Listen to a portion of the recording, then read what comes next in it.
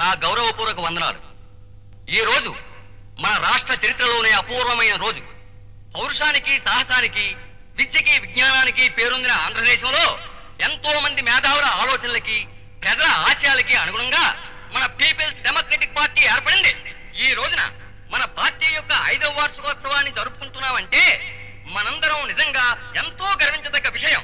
అతి తక్కువ కాలంలో మేధావుల నుండి సామాన్య ప్రజానీకం వరకు సభ్యులుగా చేరి రోజు రోజుకి శక్తివంతంగా మారుతూ ముందుకు సాగిపోతున్న మన పార్టీ కలకాలం స్థిరపడాలని, రాజకీయంగా ఇంకా ఎన్నో విజయాలు సాధించాలని మనందరం ప్రతిజ్ఞ తీసుకోవాలి. మన పార్టీ 5వ వార్షికోత్సవ సందర్భంగా ఒక అపురూపమైన కేకును తమ సువర్ణ హస్తాలతో కట్ చేయవలసిందిగా గౌరవనీయులైన మంత్రి గారు శ్రీ రంగవర ప్రసాద్ గారిని మన పార్టీ తరఫున కోరుతున్నాను.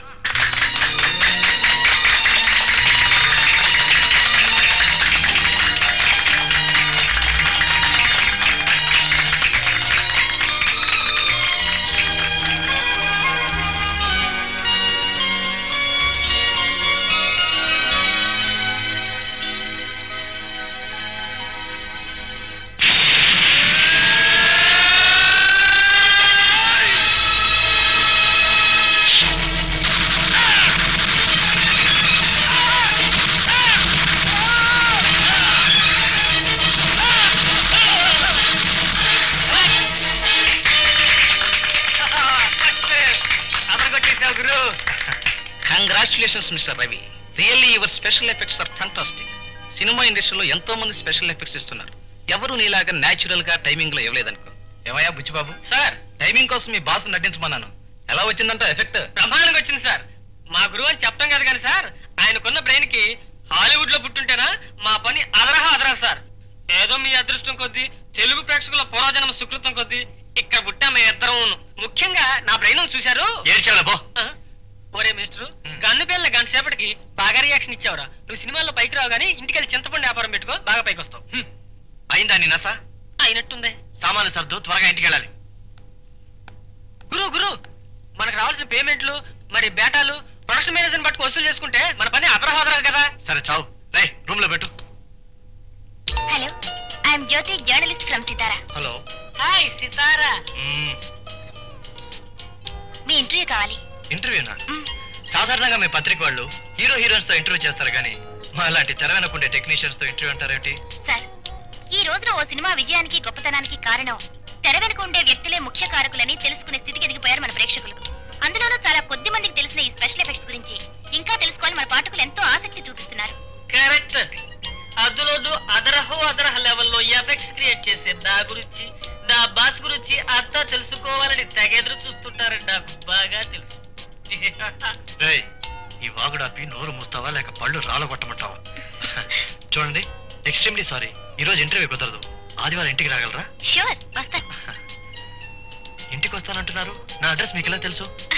తెలియనివి తెలుసుకోవడం మా డ్యూటీలో భాగంలేండి. అన్నట్టు అదరహ అన్నట్టున్నాయి మా ఫేసులు. ఫోటోలు ఇప్పుడు లాగేయకూడదు. ముందు ఇంటర్వ్యూ, తర్వాత ఫోటోలను. See you, bye. Bye. Hello, నేను సీయు, నేను బాయ్ బాయ్ బాయ్ బాయ్. అది సరే కాని గురు, యాపిల్ పండు లాంటి ఆడపిల్ల ఇంటర్వ్యూ అని అడిగితే మళ్ళీ రమ్మంటావేంటి గురు? అది సరే కాని గురు, ఇంటర్వ్యూ ఇచ్చేటప్పుడే నా గురించి కాస్తంత పొగుడు గురు. నా గురించి తెలియకపోతే ఆంధ్ర ప్రేక్షకులు బెంగెట్టేసుకుంటారు పాపం. చెప్తానులే, ఆంధ్ర ప్రేక్షకులకి నువ్వు సామాన్లు బాగా మోస్తున్నావు అని చెప్తాను. పెట్టెలు తీసుకెళ్లి వ్యాన్ లో పెట్టు, నేను డ్రెస్ చేంజ్ చేసుకొస్తాను. వెళ్ళు.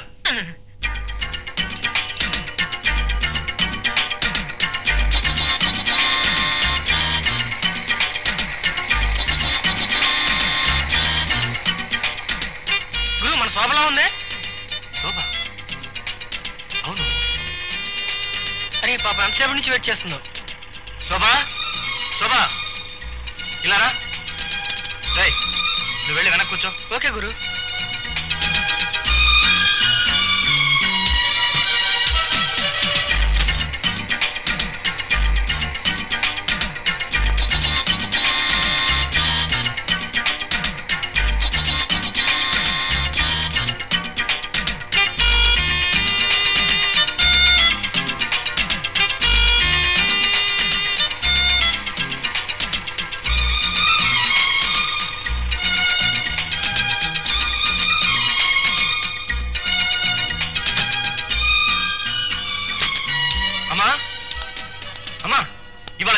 క్లాస్ గా జరిగింది. నేను చాలా టైర్డ్ అయిపోయాను. ఆకలేస్తుందమ్మా, టిఫిన్ కావాలి. ఇప్పుడే కదంట్రా వచ్చింది, 2 నిమిషాలు ఆగు. అవును, చెల్లా ఎక్కడ కనిపించింది? వాళ్ళ కాలేజ్ దగ్గర బస్ స్టాండ్ లో. అవును, డాక్టర్ నిన్ను కళ్ళజోడు వేసుకోమన్నారు కదమ్మా, వేసుకోమ్మా. నీతో పెద్ద తలనొప్పిరా. అలా చూస్తూ నుంచోపోతే అమ్మకి సాయం చేయొచ్చు కదా. అంత అమ్మ కష్టం చూడకపోతే వదిలి తెచ్చుకో. ఆహా, నాకు పెళ్ళా వస్తే నీకు మొగుడు వస్తాడని నీ ఆశ, అంతే కదా? సరేలేరా, ఎప్పుడుండే గొడవేగా. టిఫిన్ చేద్దు గాని బుజ్జిని పిలు. వాడు రూమ్ లో సామాన్ పెట్టడానికి వెళ్ళాడు, వస్తాడులేమ్మా.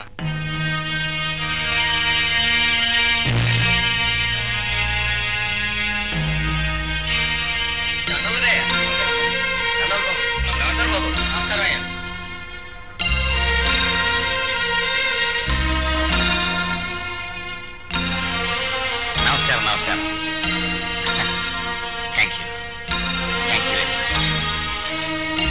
నమస్కారం సార్. సాధారణంగా పదవి రాగానే అంతా ప్రజల్ని మర్చిపోతారు. తమరు మాత్రం ప్రజల కోసం తాపత్రయపడుతున్నారు. నిజంగా చాలా గొప్ప విషయం సార్. ఇందులో గొప్పే ఉందయ్యా. ఓ మంత్రిగా నా కనీస బాధ్యత. అన్నట్టు బెనర్జీ సార్, పత్తి రైతుల ఆత్మహత్యల గురించి మనకు పిటిషన్ వచ్చింది. Yes sir. ఈ విషయం చీఫ్ మినిస్టర్ గారితో మాట్లాడాను. ఆయన ప్రతి కుటుంబానికి 50,000 రూపాయల చొప్పున సాయం చేస్తామన్నారు. తొందరలో ఆ ప్రాంతానికి వెళ్ళి వాళ్ళకి ఆ డబ్బు అందేటి చూడాలి. మీరు ఇంక సెలవు తీసుకోండి. సార్, పాప మన పార్టీలో ఎంతో బాధ్యతగా పనిచేసిన తిరుపతి కొడుకండి. నమస్కారం సార్. ఉద్యోగం విషయంలో మీ రికమెండేషన్ కోసమని. చూడు బెనర్జీ, ఈ రికమెండేషన్ల వల్ల అర్హత లేని వాళ్ళు ఉద్యోగం సంపాదించుకుంటున్నారు. అర్హత ఉన్న వాళ్ళు శాశ్వతంగా నిరుద్యోగులుగా మిగిలిపోతున్నారు. అతనికి విద్యార్హత మెరిట్ ఉంటే ఉద్యోగం వస్తుంది, లేకపోతే రాదు. నన్ను మాత్రం ఇరకాటంలో పెట్టకండి. Very sorry.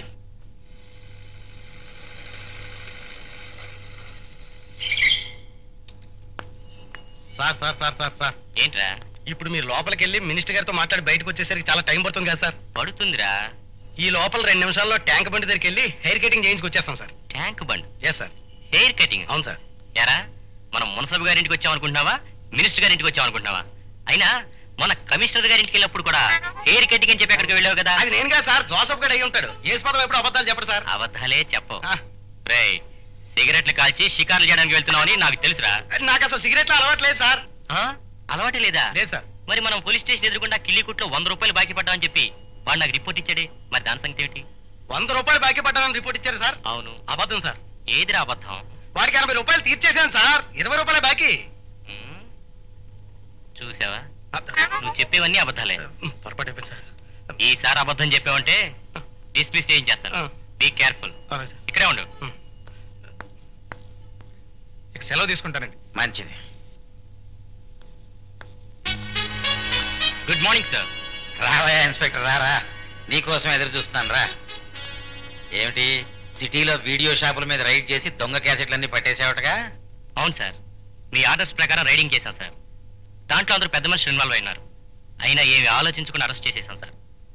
పెద్దవాళ్ళైనా చిన్నవాళ్ళైనా చట్టం దృష్టిలో అంతా సమానమే. నువ్వు చాలా డేరింగ్ గా డ్యూటీ చేస్తున్నట్టు నాకు వార్తలు అందాయి.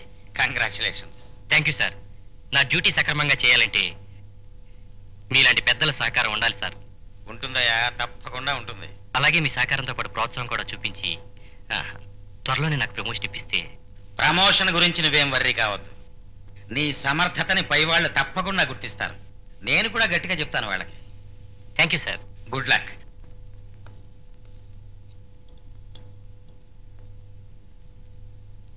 ఎక్కడా మన పుత్రరత్నం?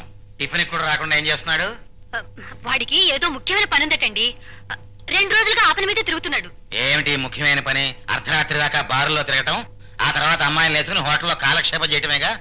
వీడి వల్ల నాకు నా మంత్రి పదవి కూడా చెడ్డ పేరు వచ్చేట్టుంది. పోన్లేండి, ఏదో చిన్నతనం వల్ల. చిన్నతనమా?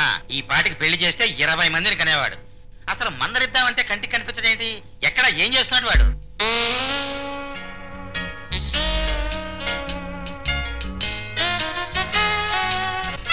Hello, put me 222-121.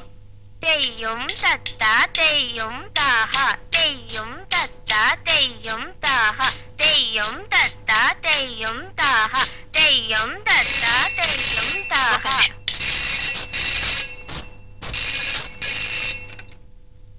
Hello. Hi Lalli darling, how are you? నా సంగతిలా ఉంచండి సార్. మీరేమయ్యారు? 3 రోజులుగా కనిపించడం లేదు. నీ కళ్ళలోకి తప్ప కళ్ళ ముందుకు రాలేదని కోపం వచ్చిందా? రాదా మరి? ప్రతిరోజు కలుస్తానని ప్రామిస్ చేసి ఇలా మాయమవుతుంటే? చూడ్ డార్లింగ్, నేను మంత్రి గారి కొడుకుని. మా నాన్నగారికి సంబంధించిన పార్టీ మీటింగ్లు, క్యాన్వాసింగ్లు అన్నీ నేనే చూసుకోవాలి. ఆ పనుల్లో నేను బిజీగా ఉండి రాలేకపోతే అంత కోపగించుకోవాలా? క్షమించలేవా? క్షమాపణలు ఎందుకులేండి. ఇంటికి ఎప్పుడు వస్తారు? ఇప్పుడు చాలా బిజీగా ఉన్నాను, సాయంత్రం వస్తాను. మీకోసం 1000 కళ్ళతో ఎదురు చూస్తూ ఉంటాను. Bye bye.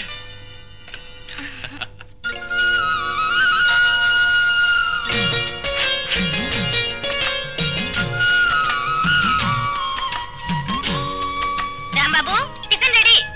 1 minute. ఈ క్యాసెట్స్ అన్ని షాపుకు పంపించాలి. రేయ్ కర్రా,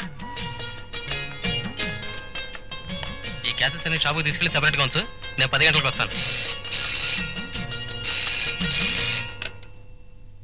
హలో, జ్యోతి స్పీకింగ్. నేనమ్మా ఎడిటర్ని. Good morning sir. Good morning Jyoti. ఈ రోజు హీరోయిన్ రాగిని ప్రెస్ మీట్ ఉంది. రిపోర్టర్ రాజు ఇంకా రాలేదు. నువ్వు వెళ్ళి కవరేజ్ చెయ్యి. హాఫ్ అన్ అవర్ లో బయలుదేరి వెళ్తాను. సరేనమ్మా. ఎవరు ఫోను? ఆఫీస్ నుంచి మా ఎడిటర్ గారు ఫోన్ చేశారు. నిన్న మ్యారేజ్ చేసుకున్న హీరోయిన్ ప్రెస్ మీట్ కి పిలిచిందట. ఈ రోజు పెళ్లి ప్రెస్ మీట్, రేపు డైవర్స్ ప్రెస్ మీట్, ఎల్లుండి మళ్ళీ పెళ్లి, మళ్ళీ ప్రెస్ మీట్. మీ సినిమా వాళ్ళకి వేరే పని లేరా? బాగుంది. అలానే ఉద్యోగం అనుకుంటావా అన్నట్టు రాంబాబు, మా ఎడిటర్ గారు ర్యాంబో 3 మన షాప్ లో ఉంటే తీసుకురమ్మని చెప్పారు. ఓ బాగుంది. నేను వీడియో షాప్ పెట్టింది ఓసీలో క్యాసెట్లు పంచి పెట్టడానికి కాదని ఆయనతో చెప్పు. ఈ షాప్ మీద డబ్బులు సంపాదించి మా సిస్టర్ కి బ్రహ్మాండంగా పెళ్లి చేయాల్సిన బాధ్యత కూడా ఉందని చెప్పు. సర్లే, ఛాన్స్ దొరికింది కదా అని నీ బాధ్యతల గురించి స్పీచ్ ఇవ్వనక్కర్లేదు. ఆయన త్వరలో సింగపూర్ వెళ్తాన్నారు. అక్కడ నుంచి కొన్ని మంచి క్యాసెట్స్ ఫ్రీగా తెచ్చిస్తున్నారు. Very good. అంత ఉదార స్వభావం అతనికి ఉన్నప్పుడు మనం కూడా ఉదారంగానే ఉందాం. అతనికి ఏమేం క్యాసెట్లు కావాలో అన్ని తీసుకెళ్ళు. ఓకే? ఓ గాడ్, టైం అయిపోతుంది. ఆ ప్రెస్ మీట్ చూసుకుని అక్కడి నుంచి ఒక ముఖ్యమైన ఇంటర్వ్యూ తీసుకోవాలి. బయలుదేరుతాను.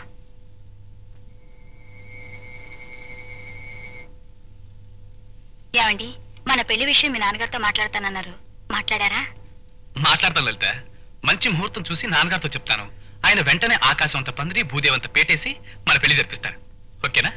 ఆ శుభగడియ కోసం ఎదురు చూస్తున్నానండి. తొందరగా ముడుములు పడి మన పెళ్లి జరిగిపోతే నా జీవితానికి అంతే చాలు.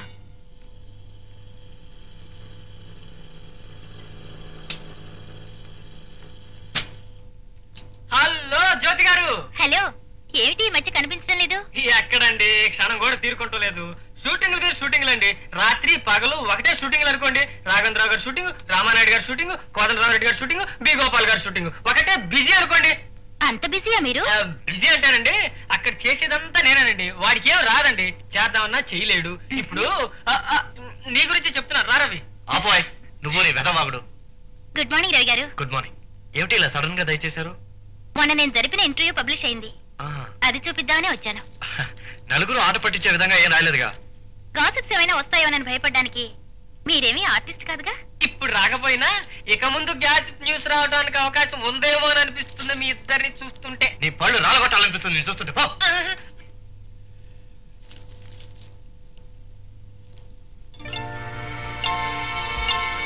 సినీ చిత్ర లోకంలో విచిత్ర జాలం. క్యాప్షన్ చాలా బాగుంది. అంటే మ్యాటర్ బాగుండదని మీ అభిప్రాయమా? అలా అప్పుడే అలిగినట్టు మాట్లాడతారేమిటి? కొంచెం ఆగండి, చదివి చెప్తాను.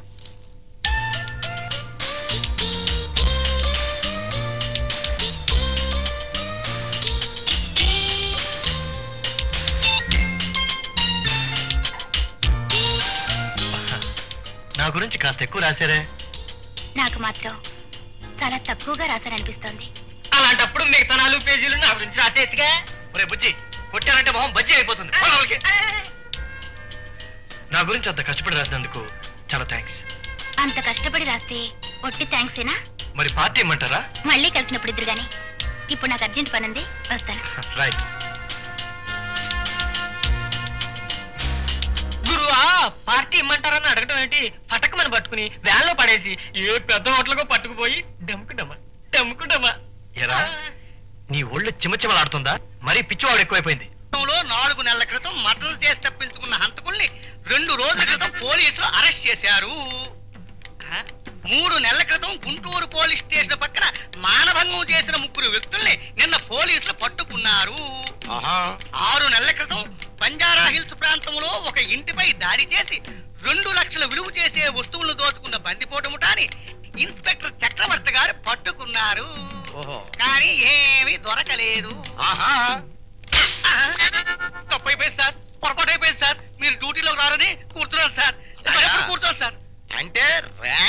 సంబంధం లేకుండా అర్జెంట్ గా నా సీట్లోకి వచ్చేయాలని చూస్తున్నావు అన్నమాట.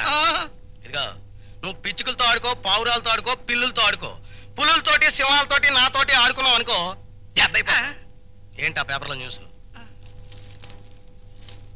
విశాఖపట్నంలో హత్యలు, గుంటూరులో మానభంగాలు, హైదరాబాద్ లో దోపిడీలు. ఓకే, ఇప్పుడు ఈ జర్నలిస్టుల్లో మెదల్లో తడి పెనలో సిరా ఎవరికైనా ఉందయ్యా? అదే సార్. లేకపోతే ఏమిటయ్యా, దొంగలు పడ్డ 6 నెలల కుక్కలు మురిగినట్టు ఎప్పుడో జరిగిపోయిన దొంగతనాల గురించి, ఎప్పుడో జరిగిపోయిన మడ్డల గురించి, ఎప్పుడో జరిగిపోయిన మానభంగాల గురించి రాస్తారేంటి? ఎవరైనా ఇలాగే రాస్తారు కదా సార్. నేనే జర్నలిస్ట్ అయితే అంత ఫ్రెష్ న్యూస్. అంటే అంటే దొంగతనాలు జరగబోయేది ముందుగా తెలుసుకుంటాం, ప్రత్యక్షంగా చూస్తాం, అదే పేపర్లో రాస్తాం.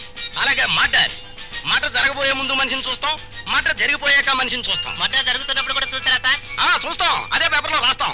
అలాగే మానభంగా పోలీసు కుక్కలా పసిగడతాం, ఫాలో అవుతాం, ప్రాక్టికల్ గా చూస్తాం, అదే పేపర్లో రాస్తాం. ఈ లెక్కన మీరు పెద్ద పేపర్ నడిపేలా ఉన్నారు సార్.